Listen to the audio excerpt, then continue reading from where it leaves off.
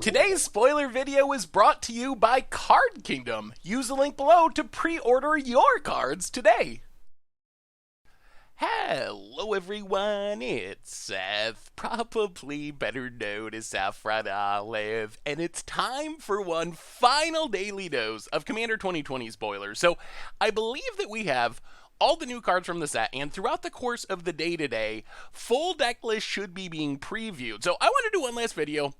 It'll be a quicker one than some of our past ones to talk about the remaining new cards, a couple of key reprints, and to let you know that even though daily spoilers for Commander 2020 is ending today, don't worry, we still have Ikoria daily spoilers throughout the rest of the week, and there's going to be a ton of Commander 2020 content coming up. Deck upgrades and reviews and written content and videos, so keep an eye on the channel and the MTGGoldfish.com site over the next few days, few weeks for a ton more Commander 2020 stuff. Anyway, let's talk about the rest of the new cards and some important reprints from Commander 2020, starting with Dismantling Wave. So Dismantling Wave, 3 mana, you get to blow up an artifact or an enchantment for each opponent, and then you can cycle it for 8 mana. When you cycle it, you destroy all artifacts and enchantments, and I think this card is actually really, really good. It reminds me a little bit of Windgrace's Judgment. Obviously, Windgrace's Judgment can hit things other than artifacts and enchantments, but still, for 3 mana, potentially blowing up 3 artifacts and enchantments, 1 for each opponent,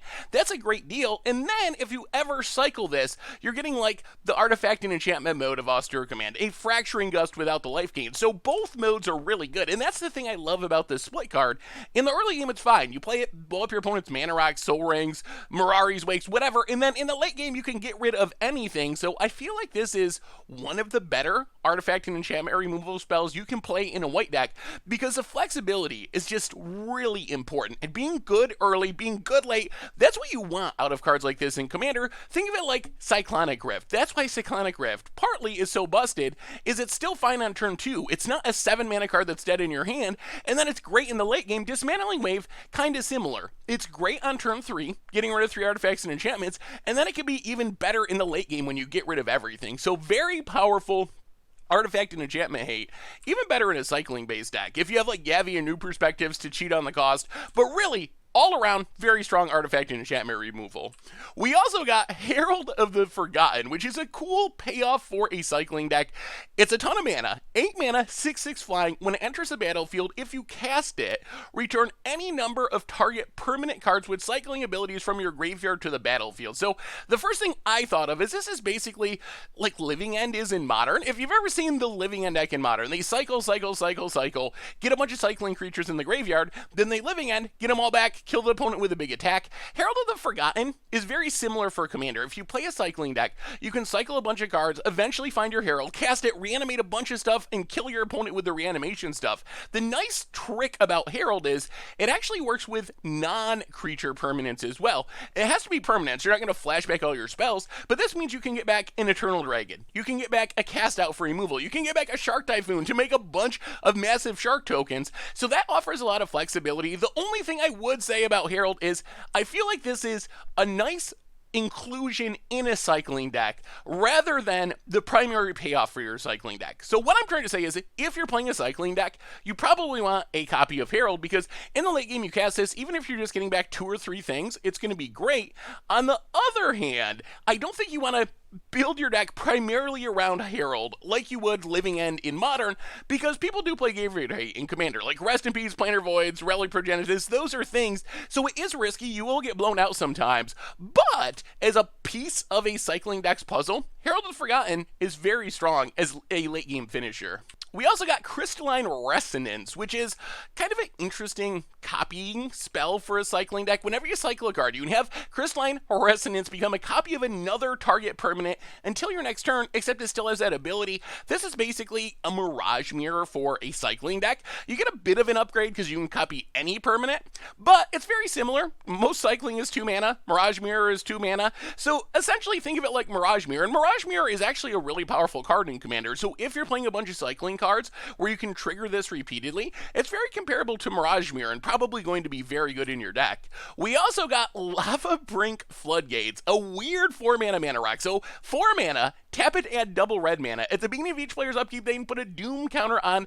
Lava Brink Floodgates or remove a Doom counter from it. And then if there are 3 or more Doom counters on it, sack it, deal 6 damage to each creature. So this is kind of a Hedron Archive, 4 mana rock that adds double mana. So you're tapping for 2 mana, which is nice, but then instead of being able to cash in to draw cards, in the late game you might get a Inferno or a Fire Tempest that doesn't hit players, of course. The only problem I have with Lava Brink Floodgates is it is very dependent on your opponents. If your opponents don't want you to wrath their boards, maybe you got like no creatures and your opponents have a bunch of creatures, they can just keep removing counters, so you're never going to trigger the removal mode. On the other hand, maybe you got a bunch of creatures and your opponents are like, hey, this time around the table let's all add a counter, get rid of your board. So there is some risk here. It's a fairly random effect with how it plays out, but 4 mana double mana rocks are good. 4 mana 6 damage to all creatures is a pretty efficient rate, so if you can avoid the randomness and not get blown out by that, it is a powerful effect the way it is costed. We also got Twining Staff, and this is one of my favorite cards from Commander 2020. 3 mana artifact if you would copy a spell 1 or more times. Instead, copy it that many times plus an additional time, and you can choose new targets for the copy, and then you can pay 7 to copy target instant or sorcery spell, which it'll happen twice, of course, because you have Twining Staff, choose new copies for the target. So this is one of the better spell copying effects we've ever seen. It's basically a hardened scales for copying spells, but with the upgrade that in the late game, once you get to 7 mana, you can actually use it to copy spells, or I guess more than 7 mana, because you're going to need to cast the spell too, most likely, and then you're double copying it, which offers a ton of value for the late game. So this feels like an auto include and one of the best cards in the deck for any copying based commander. Rico of 2 Reflections, Melik, Wart the Raid Mother, anything where you're copying spells is a big part of your plan. You are going to want to copy this in your deck. Similar to, let's say, doubling season and token stacks or +1/+1 counter stacks. I feel like if your deck is built around copying spells, this is just an auto include. It is, along with your commander, like the first card you're going to add to your deck. It is that good, that powerful if that's the style of deck you're playing. And it's also just fine, kind of as a value card in a deck with Miraris and Primal Amulets and Swarm Intelligences. You can get a lot of copies of spells, and remember, it's a triggered ability. Yes, you have to tap it to actually copy a spell with Twining Staff, but let's say you get this down along with a Swarm Intelligence, so all of your instants and sorceries are being copied, they're all going to be getting copied twice thanks to Twining Staff, which offers a ton of free value in the late game. So I'm really excited for this card. It seems like it can do some ridiculous things in decks built around copying spells. Going to be super awesome in those shells. We also got Dredgedmire, and I think this card's pretty meh. 4 mana, each opponent chooses a creature card in their graveyard, and you put those into play under your control. So, Dredgedmire, we know what this effect costs if you get to choose. We have Spectral Primordial, which is a 7 mana 5/4. You get to choose a creature from each of your opponent's graveyards, put them into play under your control. Dredgedmire, you are getting a 3 mana discount. The problem is, your opponent gets to choose. So if they have a Mana Dork, or an Ornithopter, or some other very harmless, not powerful creature in their graveyard, they're going to give you that. And even if your opponent has a bunch of mid-range threats in the graveyard, they're still going to give you the worst one based on the situation. So I would say, even though if you just look at the mana cost, 4 mana, let's say everyone gives you a 1-drop, that's 3 mana worth of creatures. Everyone gets you a 2-drop, that's 6 mana worth of creatures. So mathematically it works out, but when you discount the spell a little bit for the fact that your opponent's going to give you the worst creature they can for the board state, I think this is close to unplayable. Maybe you can get some political favors out of it if you can, talk your opponent into giving you a better creature than their worst creature because you'll do something to benefit them with it. That is a way that you could possibly play this and get more value out of it. But just in the dark, without having any alliances, in a unknown play group, I don't think you're going to get much value out of this card most of the time. Yes, there will be dream scenarios where the only card in your opponent's graveyard is like an Ulamog or a Woodfall Primus, and you really get them, but more often than not, you're going to get 3 not very good creatures, which I think means this isn't worth a slot in your deck. Next up, we get Souvenir Snatcher, which is basically just a way to steal your opponent's mana rocks. I mean, it can steal any non-creature artifact when it mutates, but mostly in the early game, you're snaking Soul Rings and Mana Crypts and Mind Stones, which, I mean, I think is fine. It's also a bird if you're trying to play Bird Tribal. I mentioned this before, I don't really know how to evaluate Mutate cards for Commanders. Still in wait-and-see mode. If Mutate's good, it's probably good. Stealing Artifacts is good. You can even do it repeatedly if you mutate more than once, and then you could end up with a lot of mana on your side of the battlefield and live the dream and get more powerful things, Immortal Suns and other big, crazy, powerful non-creature artifacts as well. So it feels like a good ability. Still not sold on Mutating Commander and just how good it'll be, though. Next on our list, we have Slippery Bog Butter, which basically turns any of your creatures into a Slippery Boggle and instant speed thanks to Flash. So 4 mana, 3/3 with Hexproof. And when it enters a battlefield, you can put a Hexproof counter on target creature and then move any number of counters from among creatures you control onto that creature. So essentially, if you want to turn, I don't know, your best threat into a Boggle, this is a way to get the job done. Of course, you can also just use it to fizzle a removal spell at instant speed. Your opponent goes to whatever, Doomblade, your threat, you flash this in, give it hexproof, maybe put some counters or add some more abilities to it with the new ability counters. So I think Slippery Bog Butter, it's fine. I think it's especially good in Voltron-y style decks where you're trying to build this one crazy monster. Probably Mutate would be a good example of this. Mutate gets way better if you have hexproof, so your opponent can't just kill your Mutate pile with one removal spell. So in decks like that, I think Slippery Bog Butter is very good. As just a save a random creature in a value-y green creature deck, not as high on it. It's only a 3/3 for 4, and even though saving your creature is good, still can get blown up by wraths and stuff, so it's not the be-all and end-all for saving creatures. But if you have a specific creature that you really value and want to keep on the battlefield, then Slippery Bog Butter might deserve a slot in your deck. We also got a couple other mechanic counter abilities. Avenging Hunt Bonder, 5 mana 3/3 with double strike. When it attacks, you put a double strike counter on another target attacking creature.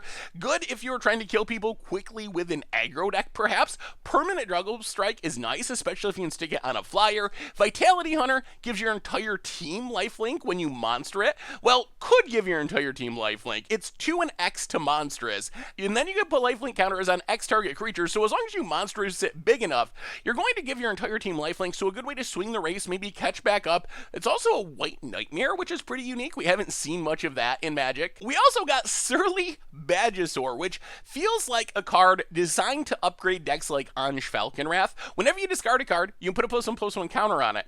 Whenever you discard a creature card, you put a +1/+1 counter on it. Whenever you discard a land, you get a treasure token. When you discard a non-creature non-land, it fights up to one target creature you don't control. So if you're playing like a Bone Miser style deck, an Anj Falconwrath, self-discard madness style deck, this is a pretty interesting threat. I think the discard a land to make a treasure is especially appealing. I'm sure there's some combo potential there. I don't know the exact way to do it. Maybe the land cycling enchantment, a Tectonic Reformation from Modern Horizons might be the way to go, but I'm sure there's a way you can combo off by making all those treasure tokens by discarding lands. If you guys have ideas, let me know in the comments, but it seems like a good option for self-discard madness style decks like Anj. Last but certainly not least, we get Cryptic Trilobite, this weird, colorless, non-artifact creature, double X, enters the battlefield with X +1/+1 counter, so kind of like Walking Ballista cost-wise. Remove a +1/+1 counter from it, and you add 2 colorless mana, but you can only spend that mana to activate abilities, and you can tap it, pay 1, put a +1/+1 counter on it.